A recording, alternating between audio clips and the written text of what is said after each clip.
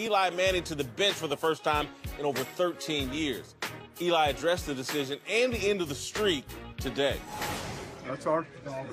Hard day to handle this, but hang in there and figure it out. Hardest day as a Giant, you say? It's up there. Yeah.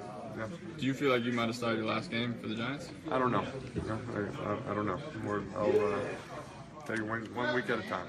Last one, guys. Have you spoken to anyone besides Ben about the decision, Jerry or John or anyone like that? I spoke with Jerry Reese a little bit, and Mr. Mara had he hadn't been in today, and but he knows what's going on, and I'll try to speak with him tomorrow sometime. That was an emotional Manning. He went on to say, Coach McAdoo told me I could continue to start while Geno and Davis are given an opportunity to play. My feeling is that if you're going to play the other guys, play them. Starting just to keep the streak going and knowing you won't finish the game and have a chance to win it is pointless to me, and it tarnishes the streak. Cowherd, was this the right move? Yeah, about a year too late. It feels like Cal Ripken. You're starting Eli now because of a streak. You're not starting him because you think he's viable. I mean, he was never a great athlete. Now he's worse. Now he's a liability. 14 TDs, 7 picks. He's always had a lower completion percentage. Yes, he was great in the playoffs, but you have to get to the playoffs. You watch Carson Wentz. This is what happens in sports. Carson Wentz moves into your neighborhood, and all the owners of the Giants are like, that's special. And they watch Goff, and they go, that's special. And they watch David Carr, and they go, that's special. And they watch Eli, and they go, that's old. It's time. He's old. Are you having memory issues or anything? Why? I mean, you don't remember Geno Smith? You've never seen him play? Again, when you're going to Geno Smith, it's like you don't dump your girlfriend until you have a new, better one lined up. Geno Smith is not a better option than Eli Manning. Geno Smith is no part of the Giants' future in terms of winning regular season games, playoff games, or anything like that. If they were playing this rookie Davis that they drafted, if that was going to be there, I would get it. But this Geno Smith, really? I think they're sending a message.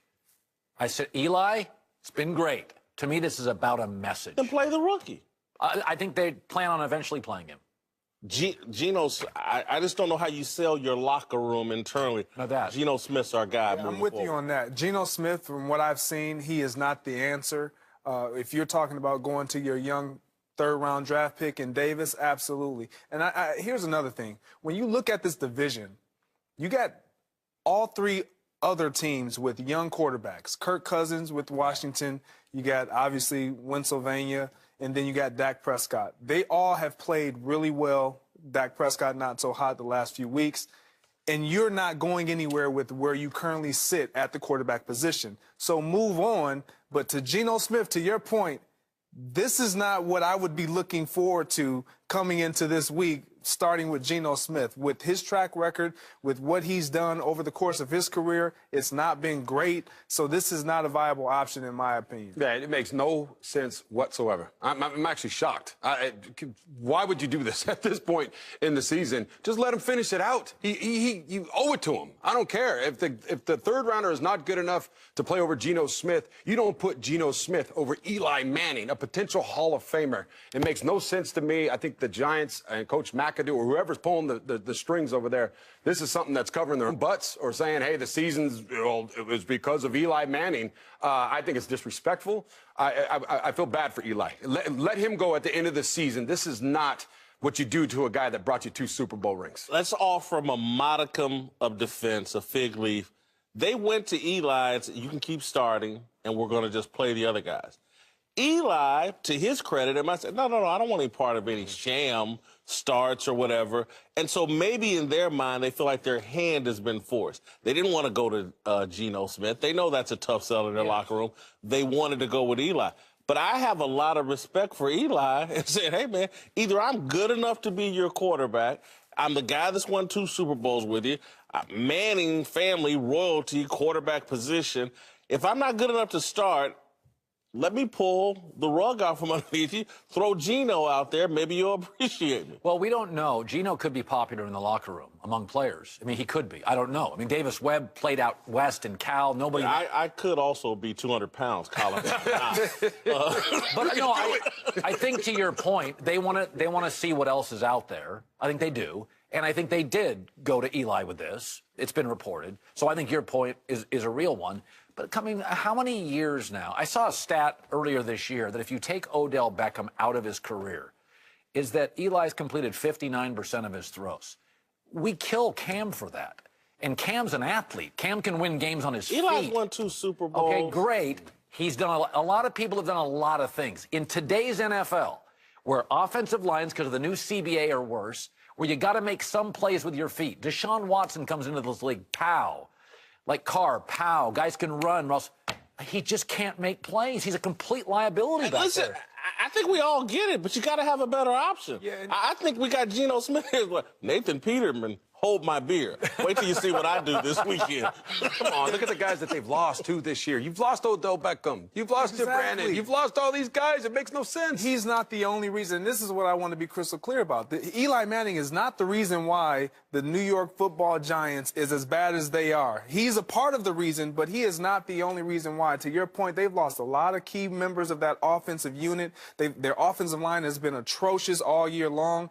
Eli Manning has not played nowhere near the type of game or the type of football that we expected him to play this year. So he is to blame, but not totally. Let's not undersell the Wentz factor.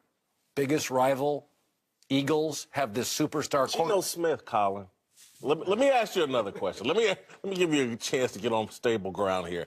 Eli Manning, for a long time, we thought he was a Hall of Famer, or a lot of people thought he was a Hall of Famer. I was never really on board with that. Do you think getting benched here at the end of his career, will that diminish his Hall of Fame? No. Michael Jordan played for the Wizards. Nobody cares. When did Michael Jordan get benched other than No, what Junior I'm saying Barnes? is, it's been established what Eli was. Good postseason, marginal, good clutch, not great regular season, almost better in crisis than at home as a favorite. He's not a Hall of Fame quarterback.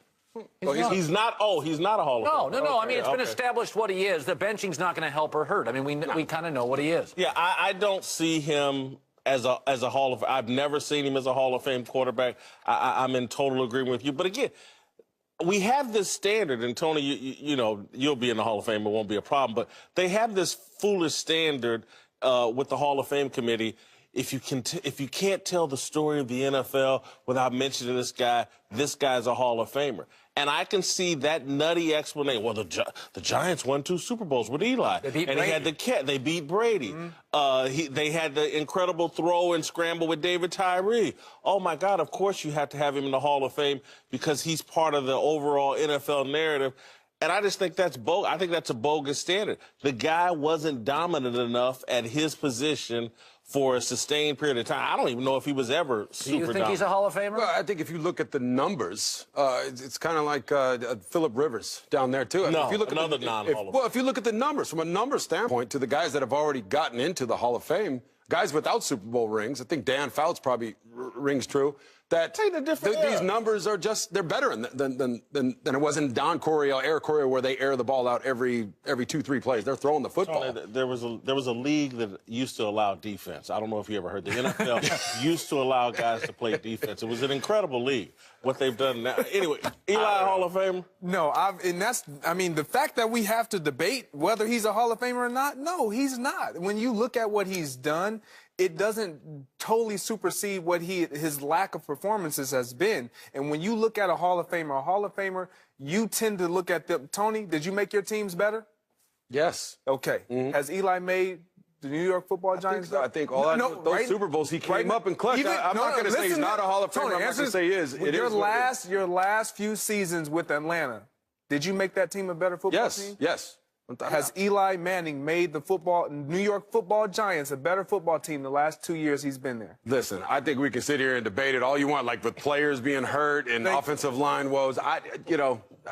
Didn't you say yesterday I like Eli. Injuries are part of the game? Yeah. Yes, if everything's perfect for Eli, he's got the Hall of Fame coach and the great and the Plaxico and the right. Yes, if everything's perfect, that's not the way the league works. Hall of Famers, when does Aaron Rodgers get a defense? When does Russell Wilson get an O-line? Hall of Famers overcome. Absolutely. You had horrible quarterback play until Atlanta.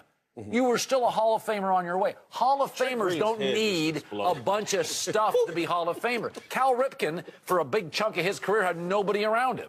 Hall of Famers don't need ideal situations. I would say this. I don't know if he's a first ballot Hall of Famer, but he's definitely somebody you would consider down the line, down the road a little bit. All right, coming up, should the Memphis Grizzlies be embarrassed by how they fired their